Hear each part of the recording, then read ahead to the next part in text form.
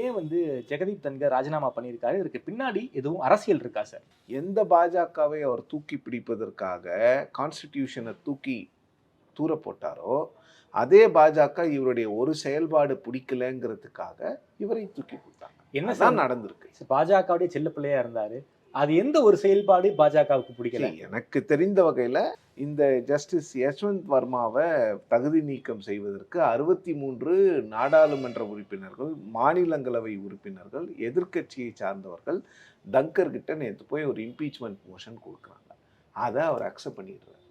அங்கதான் ப்ராப்ளம் ஆரம்பிச்சு. சரி, ஏன்னா அரசாங்கம் என்ன நினைச்சதுன்னா, லோக்சபால இந்த இம்பீச்மெண்ட் ப்ரொசீடிங்ஸை கொண்டு வந்து இந்த மோடி அரசாங்கம் தான் நீதிமன்றங்களுக்கு எதிரான மிக கடுமையான நடவடிக்கைகளை எடுக்கிறது, இந்த மாதிரி எங்களை போன்று இரும்பு கரம் கொண்டு இதெல்லாம் அடக்குபவர்கள் யாருமே இல்லை அப்படின்னு மார்த்தட்டி கொள்வதற்காக இவங்க ஒரு பிளான் வச்சிருந்தாங்க. அந்த பிளான்ல தூக்கி சுடுதண்ணியை ஊத்திட்டாரு.